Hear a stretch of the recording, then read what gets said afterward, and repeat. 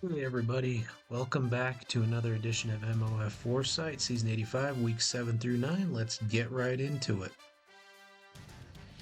First off, a couple didn't see it comings here. We got the Bears, nobody picked against the Packers. I thought we were all looking at Remo's Bears thinking, okay, well, we don't see anything special here. He's gotten a few free wins under his belt, but boy, were we wrong. Yeah, he kept it close against the Packers, didn't come out with the victory, but nobody picked him. Kept it within three, which is well within the 3.5 there. But we didn't give him enough credit there. So good for you, Remo. Good for you. Next up, the Bengals and the Jets. So J-Fon ended up coming out ahead with a 35-29 win over Enzo and the Jets. Only 2 people, which amounted to 23%, selected him. Big Reg and Bubba Duran. So great job on you and great job on J-Fun and the Bengals. Might be a little bit of a bounce back season for him. Third up, we got the Jaguars and the Eagles. The Eagles, boy, that three-peat it's looking a little bit tougher than anticipated. Again, only 2 people picked the Jaguars here, similar to what the Bengals. We got Beast and J-Fon. Taking the Jags here. Jags outright winning the game 38-36, and wow, that's a bit of a surprise there. I mean, I guess we shouldn't be surprised. The Jaguars aren't exactly a pushover, but Canes, Bucks, Eagles finding a little bit of difficulty here on the three-peat. And then finally we have the Commanders finally getting off of the schneid here with a 40-20 win over the Seahawks. They were 3.5-point underdogs. 4 folks saw this coming. Jeff, Buffalo Bill, Big Reg, and Bubba Duran again. So 45%, not exactly the worst percentage, but still one of the lower percentages from weeks 4 through 6. So congratulations to those folks that went outside the bubble and picked some of these underdogs here. So in memoriam, we only have one individual in weeks 4 through 6 that ended up leaving us in Survivor, and that one is Mr. Rocklow, taking the 49ers to beat the Dolphins, and yeah, that did not happen. Wheezy Falls and the Dolphins end up upending the 49ers here, and he's our only casualty in the Survivor pool from weeks 4 through 6. Next up, we're talking about some weekly picks here for weeks 7 through 9. First off, we got the Seahawks and we have the Saints. Now, the Seahawks had a little bit of trouble there with the Commanders, but I think they're going to bounce back here. I'm going to give them the 1.5 points here. I think they're going to take out the Saints. Rocklow has a pretty good team here, and I think they'll be able to cover the spread quite easily. Next up, the Cardinals and the Broncos. 2 real good users here. We got Booby and we got Mr. Witness. Boy, when I think of Mr. Witness, I think of a few editions back when he was just killing with the Eagles. It's hard for me to get away from this, but I'm going to take Mr. Witness and the Broncos at 2.5. He just put a beat down on the Jaguars, 35-0, and the Jaguars just beat the Eagles. So if you're following along here, then that means the Broncos are better than the Eagles. So yeah, follow that one along with me. Week 8, we got the Lions and the Giants. The Giants surprisingly picked here at 3.5 favorites, but I gotta say, I know this has been a responsive season for Buffalo Bill. He's doing very well, but I'm still gonna side with Jahmyr Gibbs and the Lions here. I just think they're at least keep it within a field goal. Okay. Between me and us ladies here, I'm going to be rooting for the Giants the rest of the way, but I still think the Lions can keep it close at that 3.5 mark. And then we got the 49ers and the Bills. The Bills 2.5 point favorites here. Boy, the 49ers are really having a rough go of it this season. And the Bills are nothing to sneeze at, so I'm going to give them the win here. I think they win by at least a field goal, if not more. The 49ers are just in a rough spot right here. I think the Bills are going to start bouncing back here as we enter the second half of the season. In week 9, we got the Chiefs and the Titans. Chiefs are 7.5-point favorites, and it's hard to get behind the Titans on this one.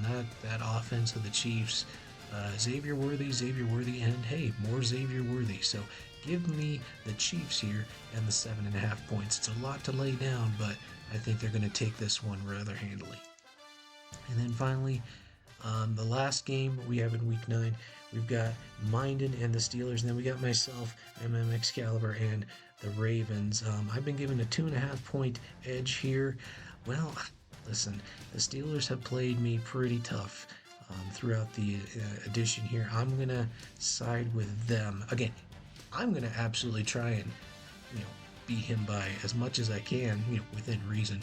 But, I mean, if I'm completely unbiased, I think the Steelers are a good pick here.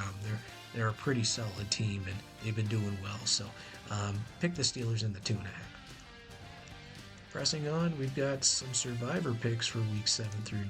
First off, give me Beast and the 49ers to upend the Falcons. Now, again, kind of the theme of this edition is the 49ers aren't really up to snuff, but I still think they have enough to make things difficult for Big Reg and the Falcons, who aren't exactly lighting up the league this season. Survivor pick number 2 in week 7. We've got I'm going to take Snoop Panther. I think he's finally gotten off the schneid, and I think he's going to take it to Domi and the Browns. I just think that the Browns are just not really looking that great this season. They won the AFC North a season ago, and they've been to the playoffs, but they're in some real dire circumstances. I think the Commanders have, hopefully for him, found themselves on a better path than they were a couple weeks ago. Week 8, boy, am I giving some bulletin board material to Jafon. I think I'm the pick against the Bengals.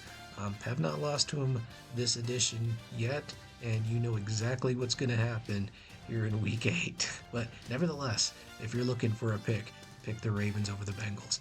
And then Canes, Bucks, and the Eagles taking out the Vikings. The Vikings are leading the NFC North, and the Eagles are still, hey, they're the back-to-back defending champion. I think they take out the Vikings here. Week 9, again, Seahawks or AJ and the Rams. Not too much on this, just, it's a division rivalry, so maybe AJ has a little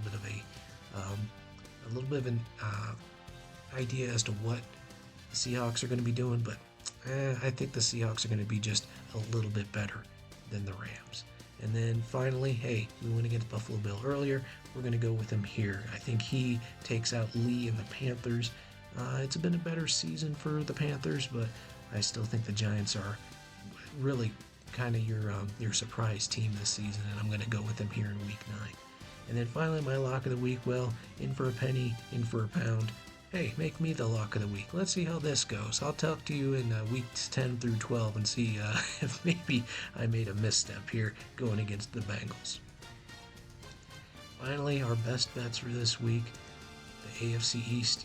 It looks pretty awful. I think everyone's under 500 as of this recording, but the Bills are still the head of the class. Don't go against B Hicks quite yet.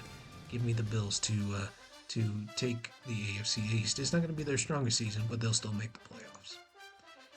Kansas City, 6-0.